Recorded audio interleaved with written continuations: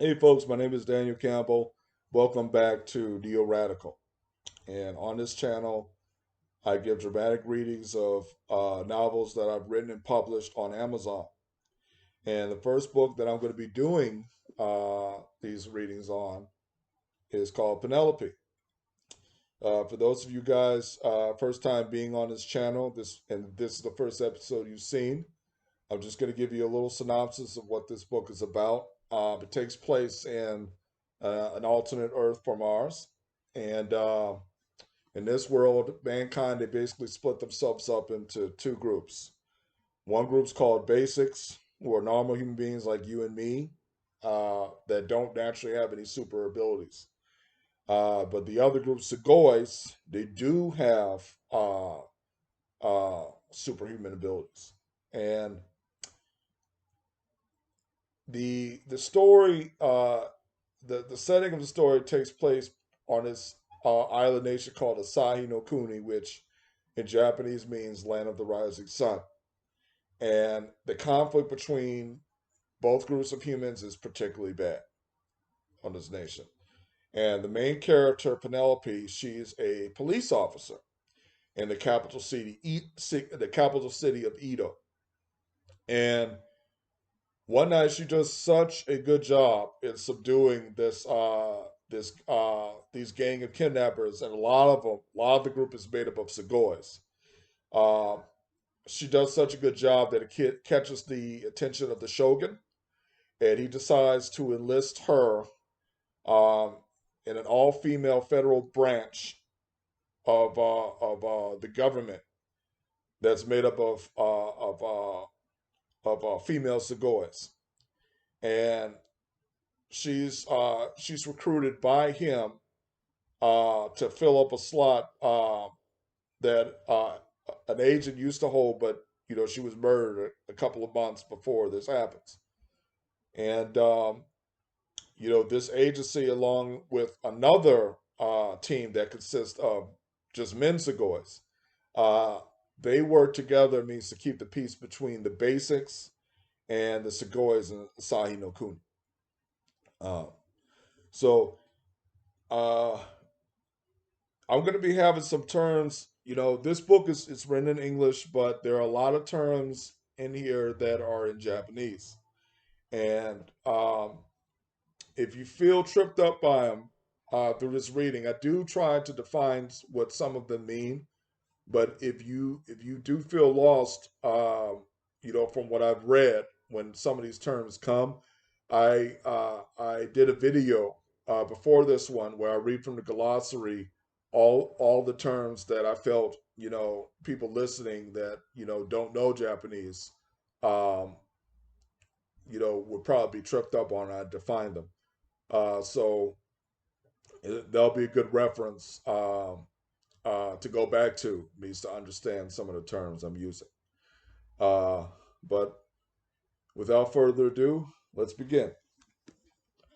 Now, what I've decided to do is that for all my readings, I'm going to split everything up into episodes.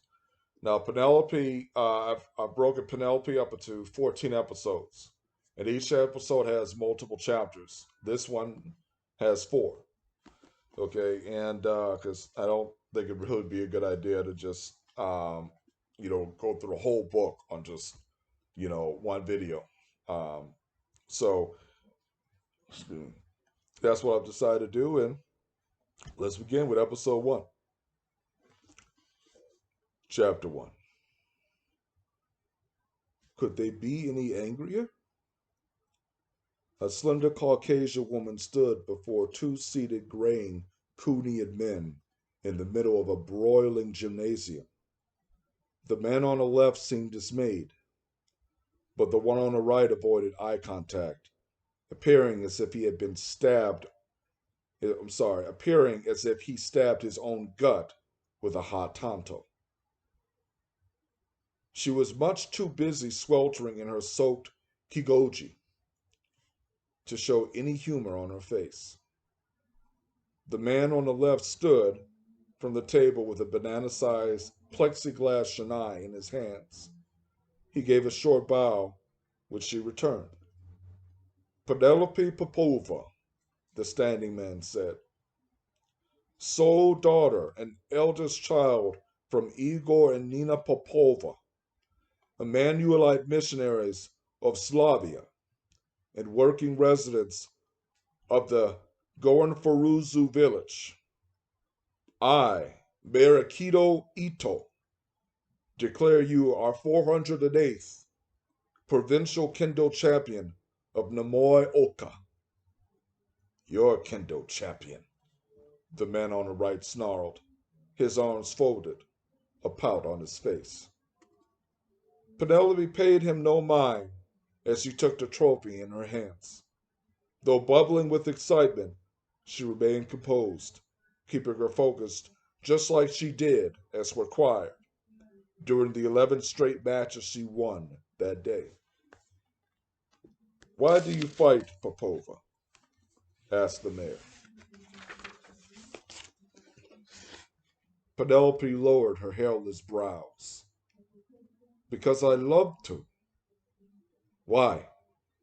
Penelope dug deep within her heart for the answer. It's how God made me. I experience him best in combat. I come alive in competition. And what are your aspirations to crown the first female golden shinai of all Asahi no Kuni?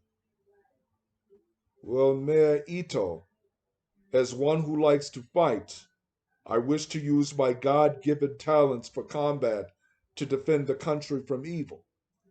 God willing, when I emerge victorious at the end of the tournament, I will use the prize money as a scholarship for college.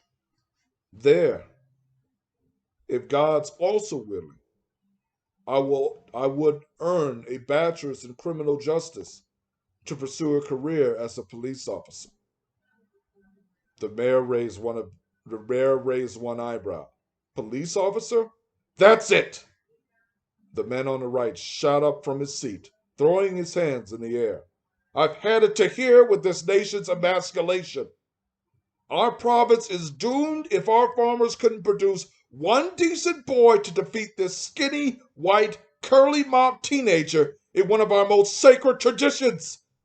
Soon we'll have Segoys demanding an opportunity to compete in the tournaments alongside basics. Perhaps the nation's greatest men can beat some sense into her, and to all women for that matter. Police officer?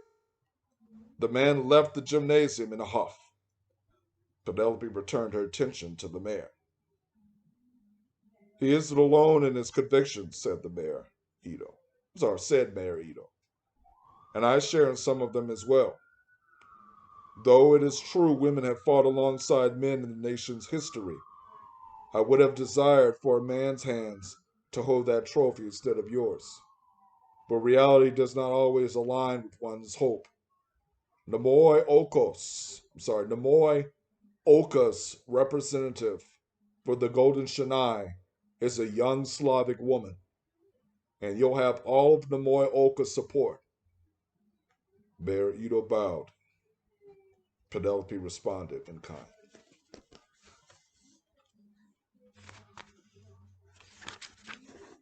Chapter 2. Penelope was fast asleep in her bed when she dreamed of what appeared to be a large mass of blood smeared against a black backdrop. Underneath the rounded bottom of the crimson strip emerged a pair of bare, dark gray heels of human feet. The blood then formed into billions of thick crimson hairs. A breeze blew against the hair, making it shine sparkle bright against the black. As the curvaceous banner of locks swayed in the wind, the dark gray silhouette of a woman's body appeared. As the vision panned up, Penelope spotted a pair of thorns within the body of hair, whose points extended as high as the hair's crown. The vision moved from behind the woman to the front, within the waving crimson gown of hair was indeed the form of a woman. She was broad and powerful, and the thorns within her hair rested on each of her shoulders. However, so massive was the red crown on her head that it stood more than a foot above her scalp, with a flowing mass capable of covering her whole body like a cloak. Just underneath her flapping bangs were a pair of glowing emerald eyes. Their intense stare charred Penelope's heart. Penelope awoke with a gasp, her hand on her chest, her gaze focused on her ceiling, flooded blue from the moonlight. She pondered the dream. What does it mean, Lord? She prayed. He was silent. Her room was still. She heard a soft knock on her door. Come in, Papa, said Penelope in Slovak. The one door slid open. It was indeed her father. The tall, skinny, balding man had a solemn look in his face. Well, actually, I'm sorry. But had a solemn look in the fair blue eyes behind his spectacles. Penelope knew why. She pushed herself up and sat on the edge of the bed. He's not going to last the night, is he? Asked Penelope. Her father answered with a stare. No, was what she read through his still gaze. He's asked for you, said her father. Come, he doesn't have much longer. Penelope stood and followed him out of the room. Penelope followed her father through the trail in the woods. I'm sorry, through a trail in the woods, rubbing the autumn evening chill from her cotton sleeved arms. Trudging down the path, they approached neighbors heading in the opposite direction. The others bowed as they passed. At the end of a path was a man, orange eyes glowing like burning torches in a cave, standing at the door of a small wooden shack. Penelope's father pulled a candle from his jacket. The man at the door opened his hand and raised it to the candle. Something like a swarm of gnats left the pores of his hands and ignited into a fire, bringing a soft orange brilliance to the pitch of night surrounding them. The man channeled the flame to his index finger and lit her father's candle. Papa nodded to the man, then held the candle out to her. She took it and entered the unlit shack. After several creaking steps across the wooden floor, the candle illuminated a room ahead. Blades and throwing knives covered one wall. Beneath the orange-lit glittering instruments of war lay a short, frail Kunian man. His breathing was heavy, punctuated with moans. Te, said Penelope. No, no, girl, said the man. Say it in your tongue. Rookie. Ah, that rolling of the R. The man's face, checkered by deep crevices, being brighter than the candle's glow. Even Penelope couldn't help but smile from this.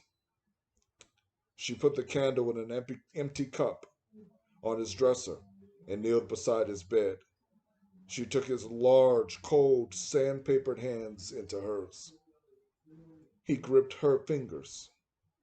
She laid her face down to his, and his watery black eyes met hers. Those stubborn eyes blues. He reached up and rubbed his thumb under her eye. He then took hold of a lock of her thick platinum curls. Those brilliant strands. You're the sole reason I asked God to let me hang on in this world a little longer. White warrior. He chuckled. As we can see, His answer this time is no. Penelope rubbed Rocky's broad, sweaty forehead. Every pupil I've ever had was trained only in the art of swordsmanship. Rookie tightened his grip on her hand. The power of the Lord filled the room with warmth and a brightness that couldn't be seen. The dying man's stare intensified. But Emmanuel had me train you in everything I knew. You may not understand the purpose of all those cold, damp nights spent in the forest, stalking foxes and raccoons unnoticed, or having to perfect throwing a kunai at a candle on the floor while hanging upside down from the rafters in the roof. But very soon you'll find that none of it was in vain. The Lord has a plan for you, white warrior, to destroy a coming evil that will threaten to tear this land apart and even the world. Penelope shook. This can't be, Lord, she prayed in her heart. You're telling me to do this? Me? Fear flooded her. It no longer felt to her that just Rookie lay before her, but God Himself. There was no wavering from His call. Even more, she felt the Holy Spirit within affirm this in her heart. All I have taught you is all you need to overcome what lies ahead. But when more is required, He will provide. Her sensei then leaned up to her hair-covered ear and prayed to Emmanuel on her behalf. His voice waned and waned until he collapsed in his bed, his vacant stare and frozen mouth proof he was no more. Penelope was more disturbed by Rookie's revelation than grieved. She stayed kneeling by her sensei's remains, holding his cold hands in hers. Chapter 3. Penelope and her family kneeled in their living room in prayer. After they had given their concerns to the Lord for her and the National Kendo Tournament, everyone got up and left the house. They made their way to the gate of the village. Almost all of Penelope's neighbors stood along the main street, wishing her goodwill with bows and waves. Once they arrived at the gate, they found a black sedan on the opposite side waiting for her.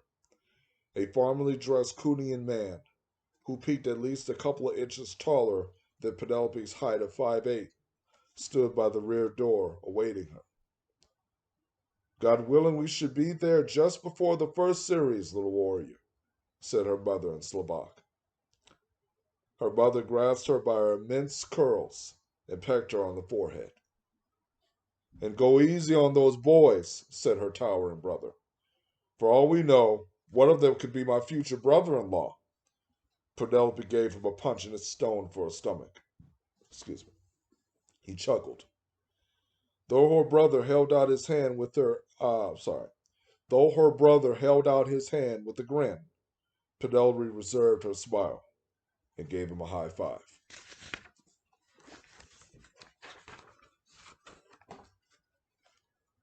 Finally, she turned to her father and hugged him.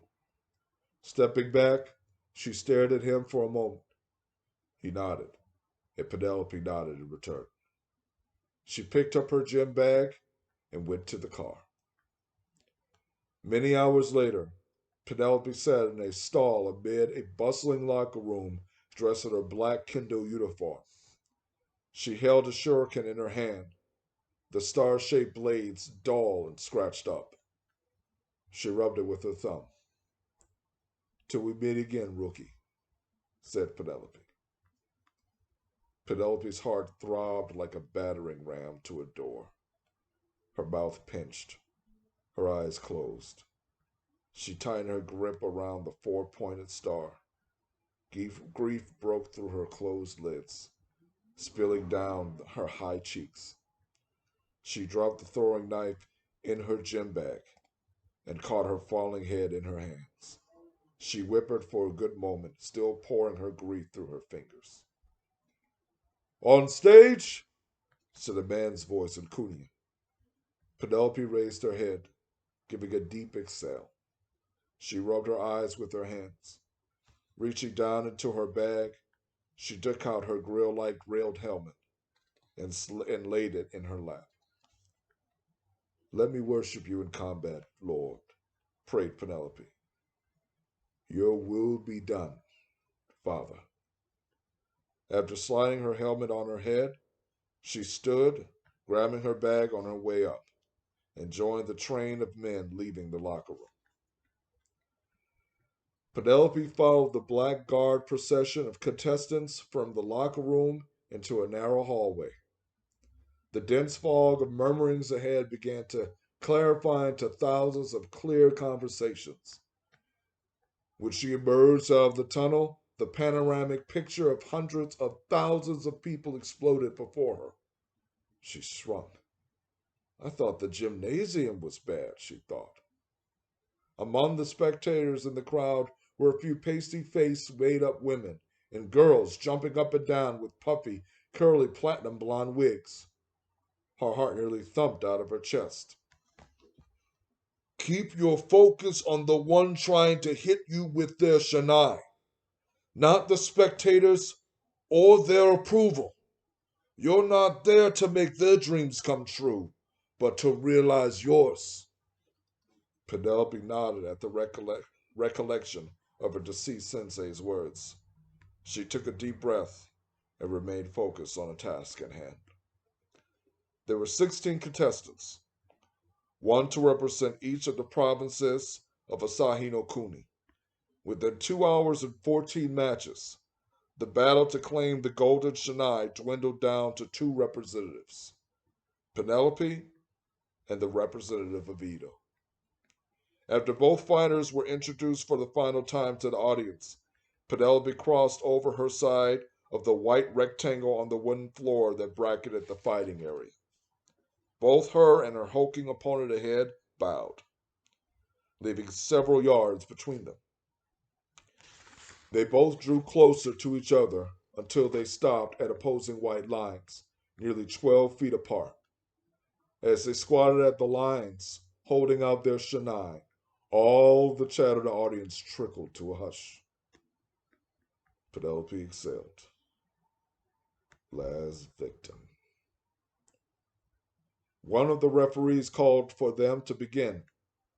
Both Penelope and her opponent stood and came closer to the white tips of their bamboo swords. Penelope and her opponent stood and came closer to the white tips of their bamboo swords touched above the white X on the floor between them. Penelope lunged with a cry, tapping her opponent's sword. Focusing just above his face shield, Penelope shouted, "Men!" meaning head. Before her opponent could block, Penelope raised her sword over her head and struck him on top of the helmet with its tip. "Ippon!" shouted one of the referees, awarding Penelope the point.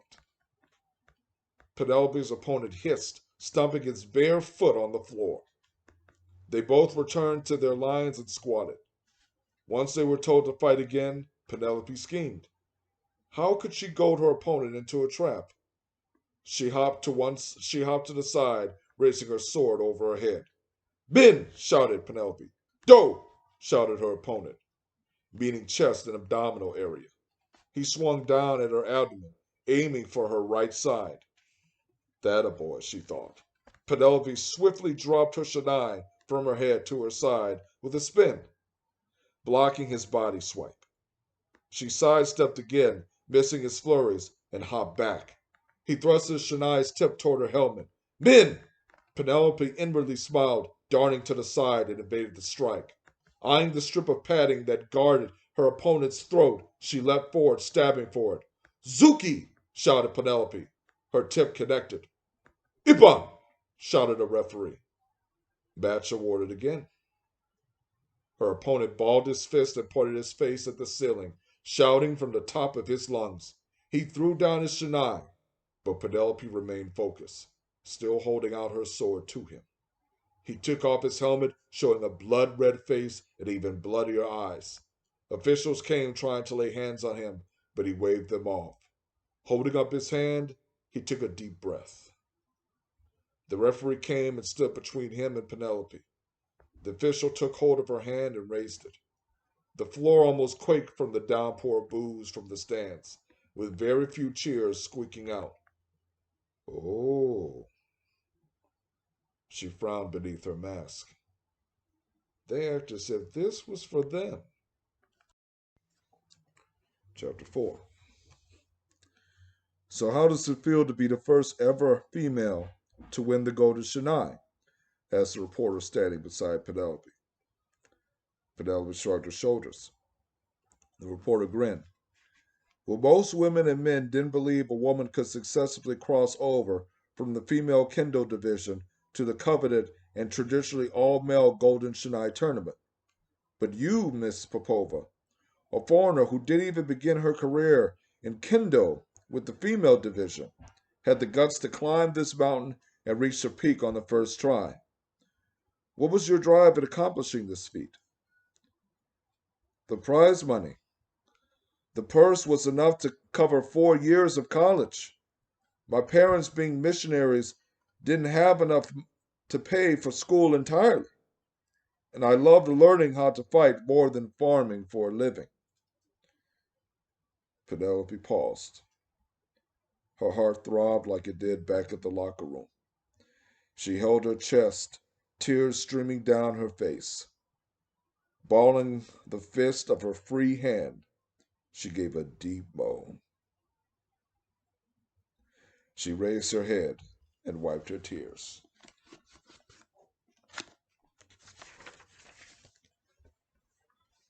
So I figured, continued Penelope, God willing I win this tournament, I'd have enough to pay my tuition in full.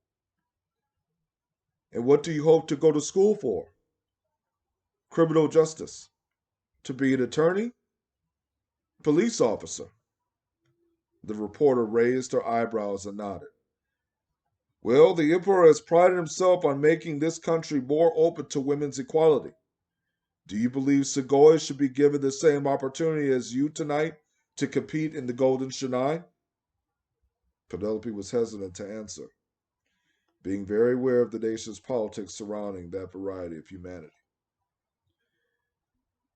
If the emperor was gracious enough to allow foreign white women to compete as an equal to seasoned men in one of the most honorable contests in his land, then God willing, he may be gracious enough to make this open to Segoys in the future. The reporter nodded. Wisely said, the weight of someone's hand landed on Penelope's shoulder. We've been asked to escort you out of the building for your own safety, said a male's voice. Penelope turned around to two men in black suits and sunglasses. There's been a threat on your life. The taller one spoke, face emotionless. Penelope narrowed her eyes. Okay. A moment later, the two men escorted Penelope into a narrow brick-paved alley. There she was brought to a black stretched limousine. She pulled out her damp hair from within her armor, letting it fall like an unrolled towel to the back of her thighs. I'd like to give my family a call. Penelope settled in her seat. If that's okay with Penelope hushed before Penelope hushed before the Cunian man sitting across from her. She narrowed her eyes to mere slits as the saliva in her mouth corroded to a taste of stomach acid. What on earth am I doing in the same car with him? thought Penelope. The men who acted as escorts sandwiched her in the middle as they closed the doors. The man across from Penelope scratched his lean, long neck while tapping the black tinted window behind him. She saw one of the men up front nod, and the car took off. She returned her attention to the man across from her. What is this? Asked Penelope. Taking a stand, the man responded with a dead stare. That's what this is. I'm sorry, excuse me. Several minutes later, the car stopped in a dim alley, broader than the one before. The man across from Penelope hunched forward, clasping his heavily tattooed hands together. You know why we call ourselves positives, foreigner? The man across from her sneered. Penelope did not answer, but stared at the blue cross tattooed on his forehead. For humanity, he continued. And women are as much of a detriment to humanity as the Segoy terrorist? Retorted Penelope. The man snickered. No, but her success is.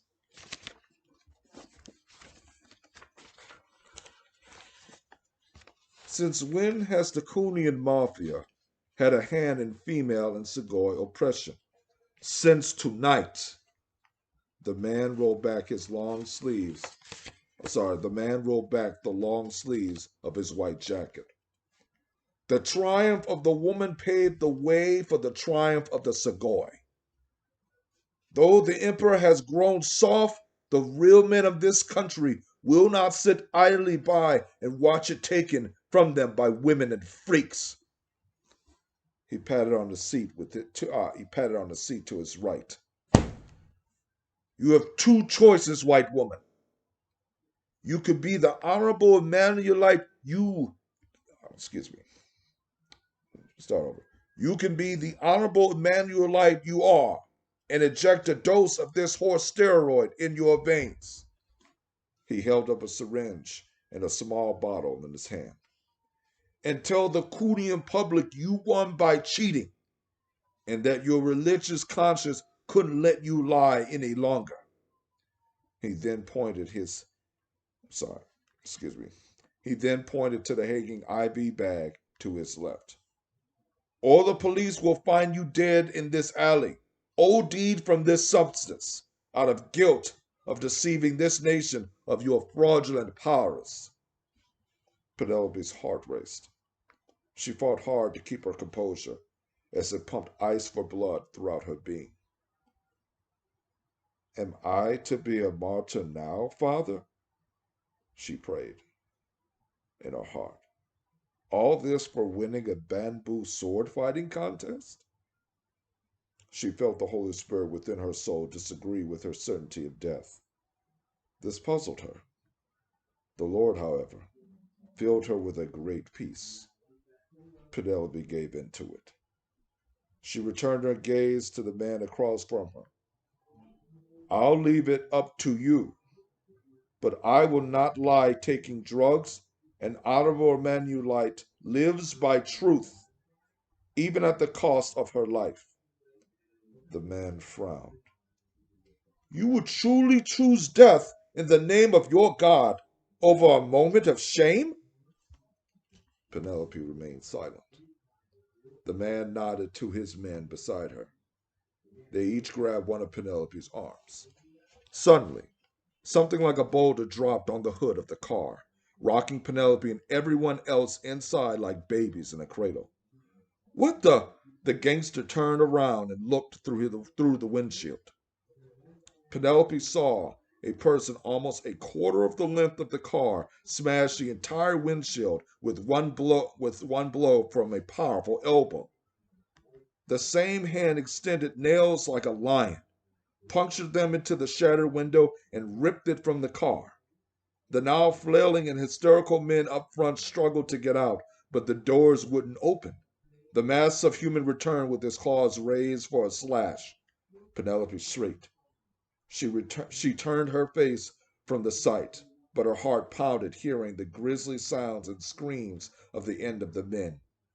Her first experience with brutal death shook her to the core.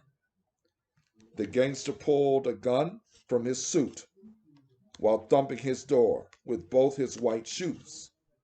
The thugs beside Penelope did the same, swaying her back and forth. Something pierced through the roof above with a scream of torn metal. A pair of sharp human-like nails breached the carpeted roof and pried it off like a lid from a can. The men aimed their guns toward the breach, but before they could even fire one round, a giant woman outside appeared over them, firing shots with a spitting sound from her gun. The ammunition spent so much force, both thugs beside Penelope were slammed into their seats from the bullet's impact. "Don't touch me!" screamed the gangster. The giant woman snatched him by his jacket with one hand and pulled him to her face. She stared down at him like an aardvark to a termite. "Next time you put a hit on someone's mother," the giant woman growled, "make sure the son doesn't have deep pockets." The woman slammed the thug to the pavement. She raised her foot over the shattered man. Believing the gangster was about to be crushed, Penelope looked away. Something dropped onto the ground, causing a body-rumbling commotion, its force moving the air in front of her. A sinister click sounded next to her ear. Penelope glanced at something large hovering over her head. It was a saucer-sized circumference from the black-muzzled barrel. It was the saucer-sized circumference from the black-muzzled barrel from the giant woman's handgun. Penelope's frightened gaze traveled from the gun out to the woman pointing it. She stood at least 9 feet tall, with skin a couple of shades darker than Penelope's. She had a thick bobbed cut of navy blue hair and wore a glossy orange mesh bodysuit. The assassin had the same look in her golden eyes that she had trained on the gangster before killing him. The giant woman touched the device in her ear. "Should I do the kid? She's a Golden Chennai winner after all. Might make a good recruit." "Boss isn't taking any more recruits at this time," answered a woman with a Nubian accent from the device. "Kill her." Penelope's heart fell. The assassin lowered her hand from her face. "Sorry, kid. No witnesses." Metal scraped against the brick ahead of them. Metal scraped against the brick wall ahead of them. "Ah!" screamed the assassin. A kunai the size of a book ricocheted off the brick wall behind the assassin and flew right through her arm. Penelope's jaw dropped. No blood, she thought. Uncanny clotting, these intermediates. The force of the blow was strong enough to twirl the assassin around. Another woman her size slid into her. The assassin gasped, falling forward as the katana blade came through her back. As quickly as the long, single-edged sword impaled her, it retracted. Before the assassin could collapse, the other woman made a rising slash against her chin, somersaulting her in the air. The assassin fell unconscious on her back onto the asphalt. She stirred no more, as her wounds and even the tears in her armor mended like a hole in a tree closed by flowing sap. Nanofibered Kevlar, thought Penelope. That's expensive. She looked up from the comatose assassin to the woman who failed her. This towering intermediate was Kunian. She was comely, and just as fair-skinned as Penelope, with long, straight black hair. She wore a dark brown satin cloak and kimono. The giant gave her a wink. Penelope raised her hairless brows. Can tonight get any crazier, she thought. The swordswoman sheathed her blade and kicked the assassin over onto her stomach. She dug into one of the many sachets on her black leather waist belt and pulled out some white plastic zip ties. You'll pay for that with your life, Agent, hissed a woman's voice. The mouth that uttered the threat belonged to yet another female intermediate. Lord, help us, prayed Penelope in her heart. This one was as dark as a coconut shell, with crimson eyes and a thick, massive black afro that sagged well past her shoulders. Her frame was broader than the fallen assassin's, and like her, she too wore a Kevlar bodysuit that was as red as her eyes. She pulled out two wooden Tafel batons from the black holsters on her thighs, and with a flick of her wrist extended them, gripping the small handles attached to one-third of the way down the sticks. The sword woman sneered while unsheathing her katana. It was then Penelope saw the white tinge along the edge. Masukajian, thought Penelope. That's uber expensive. The agent made her way to the Nubian. Within seconds of a few par- within seconds of a few parries, however, the woman in red knocked the sword out of the Kunian woman's hands. After receiving a couple of brutal blows from the woman in red's tonfas, the Kunian was knocked all the way to the trunk of the gangster's car. The trunk door flew open from the force of the Kunian's collision. Penelope was thrown off the seat to her bum. Before the Kunian could stand, the Nubian landed in a somersault in front of her. She knocked her to the other side of the alley with a roundhouse kick. The Nubian went on to pummel the Kunian without mercy with her clubs and kicks. The assassin wouldn't stop until her victim was dead. Penelope stood up. Lord, what shall I do? She prayed in her heart. Looking through the gap of the trunk and the hinges of its open lid, she noticed a tire iron inside. Penelope scrambled out of the car. The kunai used against the first assassin lay on the ground. Grabbing both the throwing knife and the tire iron, she stopped just yards before the two fighting giants. The Nubian had the sweaty, panting Kunian pinned by her throat against the wall with one of her tonfas. The assassin raised her other club for a fatal blow. Penelope dropped the tire iron and hurled the massive kunai at the Nubian with both hands. Bending, she grasped a heavy metal tool and flung it. Hey!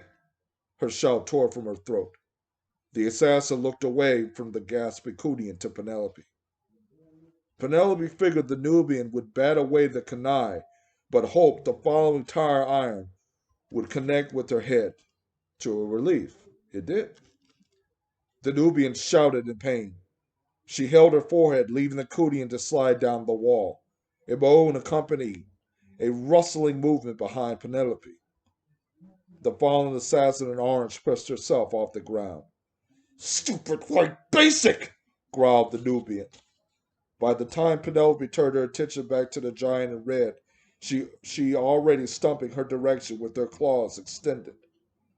When the woman was just feet away from Penelope, she raised the back of her black gloved hand to the side of her gnashing teeth, prepared to deliver a blow. Oh no, fretted Penelope. Ah! Screamed the Nubian. Penelope flinched and staggered back at the sight of the edge of a tanto coming through the Nubian's chest. Nearly stumbling into Penelope, the giant in red reached behind her back for the knife, but the recovered Kunian intercepted her with a backhand to the face. The blow spun the Nubian into the wall behind them, face first. The whites of the Kunian's eyes were like blood. She then socked the assassin in orange hard in the chin, lifting her so it crashed halfway into the roofless limousine.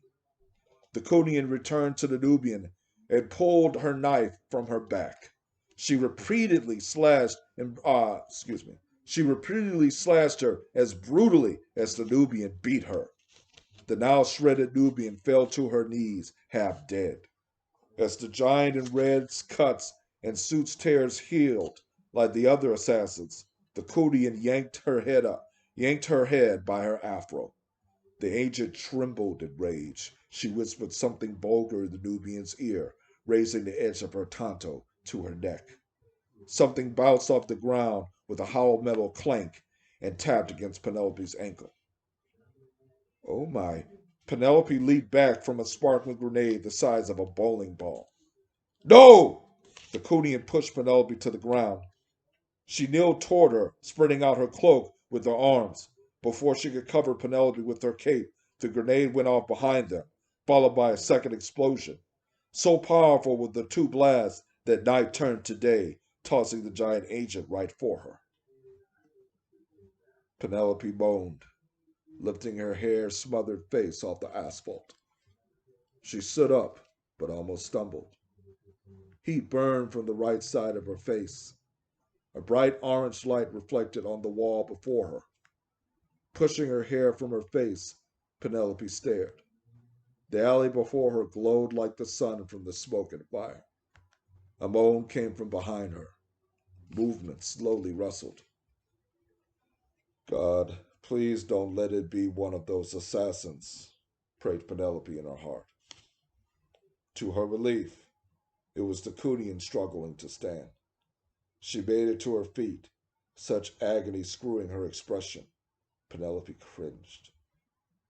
The Kunian arched her back, massaging it beneath her surprisingly intact cloak. She slowly bent her head down to her knees with gut wrenching groans and a string of fire cracking pops from her spine. Ah, the Kunian moaned, holding her stretch. The intermediate rose like an ostrich's neck in slow motion, with much more docile sounding cracks than before. The much relieved Kunian stood upright, rubbing her lower back. Turning her attention to the fire ahead, she extended her claws and leant past Penelope. Taking a huge huff, the intermediate blew with enough force, bringing Penelope's long, thick curls from her back to her face. The smoke cleared in seconds. The smoldering wreckage of the limousine and the gangster's now burning corpse lay in its cracked crater. The intermediate stumped in frustration, nearly tripping Penelope. Gone, said the Kunian. They must have fled when I was out. The giant turned around. At least you're still alive, Basic. She had snapped her cloak from her kimono and draped it over Penelope. She kneeled before her, squinting while stroking back her hair. Penelope felt like a little child being examined by a full grown adult nurse. The Kunian's soft, flat face lit up as she pointed at her. You're the new Golden Shanai, said the intermediate. Penelope was stunned. This woman recognized her. Shrewd little Slav, the intermediate continued. You're opening more doors for us women yet. Can't wait to brag to the girls about saving this pasty beauty's bacon. The agent gave her a soft pat on her face. Penelope's jaw dropped, and her cheeks warmed. You were too shabby. Sorry, excuse me. You weren't too shabby yourself during this skirmish, kid, continued the Kunian. Your valor saved my life, nearly at the cost of yours. I know when I'm licked. If I was a basic in that predicament, I would have fled. Her words touched Penelope. She took hold of the cloak on her shoulders and bowed. Praise God, Penelope straightened. And thank you for saving me. How did you even know that I was in danger? I didn't. There was a sighting of two intermediate women on the roof of this abandoned textile plant. Being an agent of the Segoy Imperial Guard, they sent me to investigate. Kunian shrugged her shoulders. And here we are. What were you doing in the back seat with a mob boss? Penelope shook her head. It wasn't by choice. They kidnapped me from the reporter after the tournament. So those men were his. My comrades and I were watching you live in our gym when this happened. Why would he kidnap you? He wanted me to take a horse steroid and lie, saying I cheated. When I told him no, he was about to give me an overdose. That's when the first assassin showed up. The Kunian stared at Penelope with still eyes for a while. Your selfless resolve and combat skills would be a good addition to law enforcement, Popova, especially here in Edo. Penelope almost lost her breath. Really? Yes, and I'm not much for compliments. Penelope heard sirens approaching from behind. The Kunian rose back to her towering height. She gripped Penelope's shoulder. Let's get you home, warrior, said the Kunian. The agent stayed with Penelope until the first responders reached her. And folks, that concludes episode 1. So hey, I mean, you guys think Penelope is going to become a police officer? Um, and if she does, you guys think she's going to go far? Um, well, if you want to find out, tune into the next episode. Hopefully, I'll be dropping it later this week or sometime in the beginning of next week. But if you liked what you've heard today, hit the like button and subscribe and hit the bell so you can be notified the next time I drop some content. So, hey, hope you guys tune in next time. And until then, safe travels and God bless. Thank you.